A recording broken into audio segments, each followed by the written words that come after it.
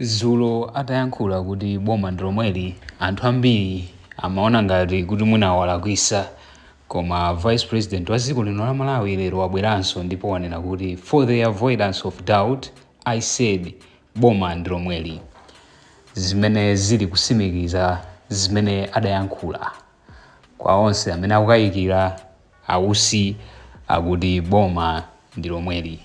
Ndipo awawa ndi ena mwa makomenti amene anthu akuponya pa post imene aponya a Vice President a dziko lino Dr. Michael Bizwikusi lero lino pa 3rd December 2024. Izi zikuza mwina kamba kokuti anthu ambiri amaona ngati mwina Michael usi akhalabe ku chipani chimenechi cha UTM, koma zikuoneka kuti iwo chichokereni kapena kuti chichitikireni conversion, iwo wasali mbali imodzi ndi chipani chimenechi cha UTM, makamaka atsogoleri ena a chipani chimenechi cha UTM, ndipo akhala ali mbali yawo, ngakhale amayitanisa azimayi kapena kuti azimayi amapita ku nyumba yawo atavala makaka a nsalu ya chipani chimenechi cha UTM. Koma iwowa kuyambira zulo adabwisa wanthu atanena kuti boma ndi lomweli, zimene zikutanthauza kuti boma lake ndi la MCP, kuchitira nkuti paja a UTM adakana kuti iwowa sali mbali imodzi ya boma kapena kuti sali mutonse alliance, iwowa adatulukamo. So kusonyeza kuti MCP idasalamo yokha, pakuti so zipani zonse zidachokamo. Nde amayiko usi ponena kuti boma ndi lomweli akutanthauza la MCP lo. So iwowaso abwera lero lino masana wapa 3 December 2024 kuyankhulanso chimodzimodzi ndi zimene akuti kwa anthu amene iwo amakayikawo, iwo ananena ndithu kuti boma ndi lomweli, zikuchitika ndithu. Amayiko usi amene adali Vice President wa chipani cha UTM komanso padakali pano ndi Vice President wa chipani cha actually ndi Vice President wa dziko lino la Malawi akutero akuti boma ndi lomweli. Kumamawa kwa lero ku parliamentinso kudali zokambirana, ndipo padakali pano tikuponyerani ka video kamene a opposition adayankhula pokhuza kusagwirizana ndi zina zimene boma likuchita, komanso a boma ndi kapena kuti leader wa nyumba imeneyi ya malamulo Richard Chimwendo Banda adayankhulapo pa nkhani yomwe. So padakali pano taonerani zimenezo. Is intended to amend the MERA Act. MERA is the regulator of energy in Malawi, and the amendment to the powers and functions of MERA should not be done willy-nilly. This is an important organ of our state. Madam Second Deputy Speaker, it is very interesting that the Honorable Minister did not highlight the challenges that MERA is facing. In the opinion of the Democratic Progressive Party, which I'm very grateful to have given me this opportunity to respond to the bill on his behalf, under the able leadership of Professor Arthur Peter Mutharika, we see no problem with the way MERA is structured, the way MERA is functioning. The challenge the energy sector in Malawi is facing is not the way MERA is structured or MERA is functioning. The challenge in the energy sector is the shortage of fuel. And that is what we in the Democratic Progressive Party consider to be the key matter before this country, not the functions of MERA.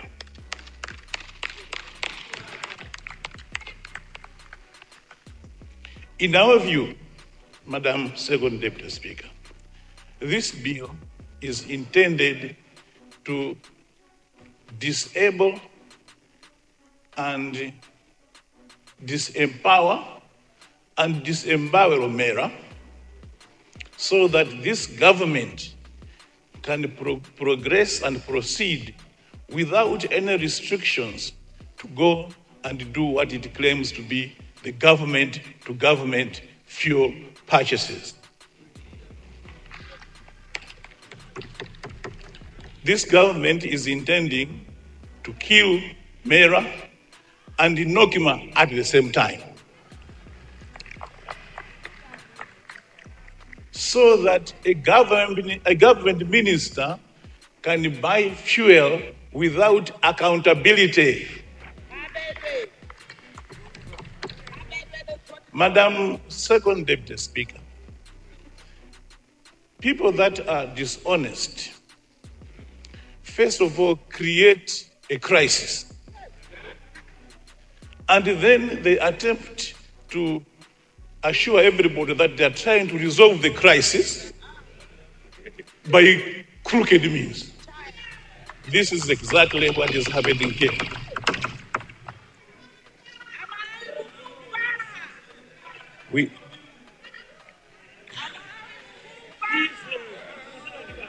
Order, honorable members, order.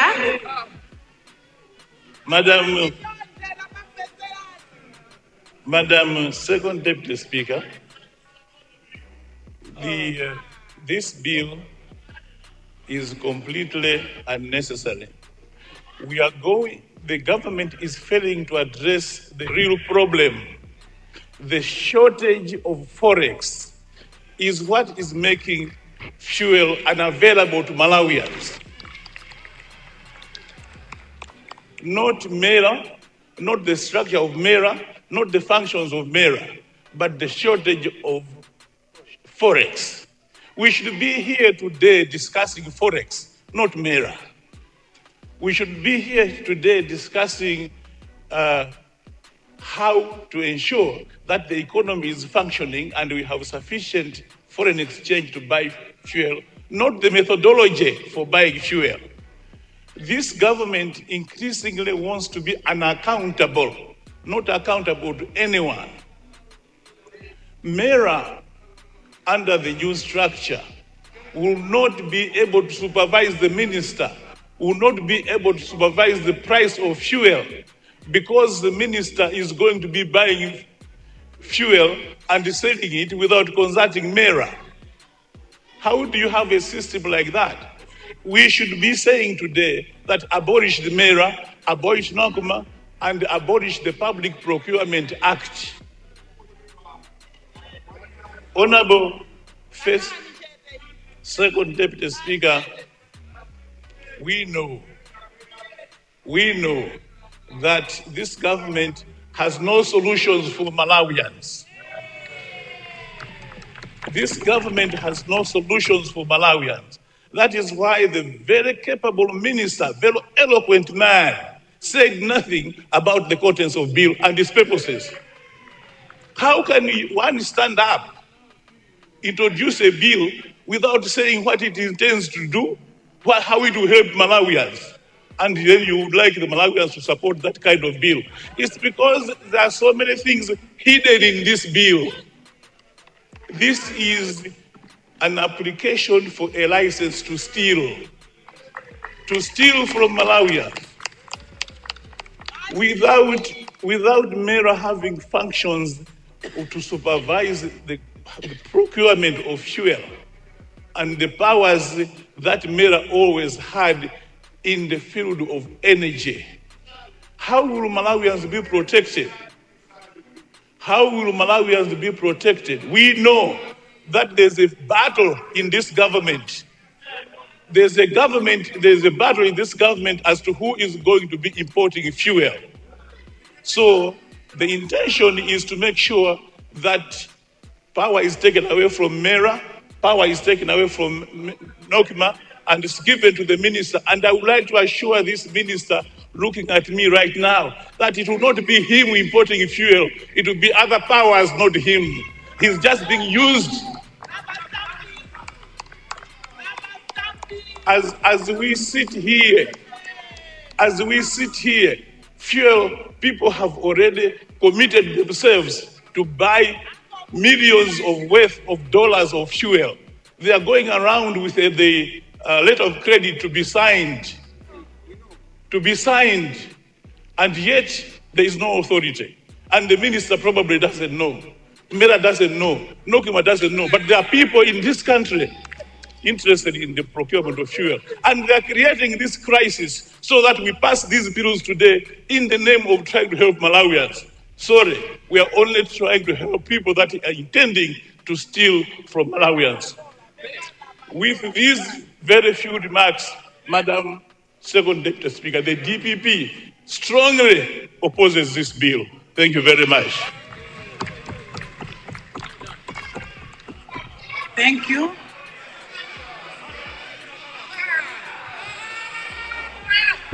Leader.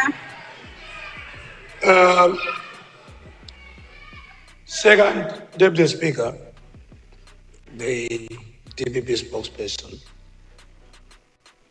who is highly respected, should have concentrated on bill number 28. Has completely not tackled bill number 28. And with respect, I think he should check my facts.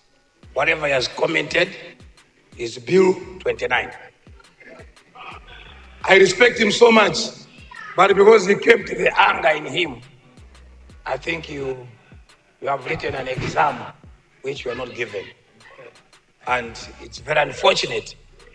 Instead of commenting on bill number 28, he's commenting on bill number 29. My respect still remains with him. Thank you.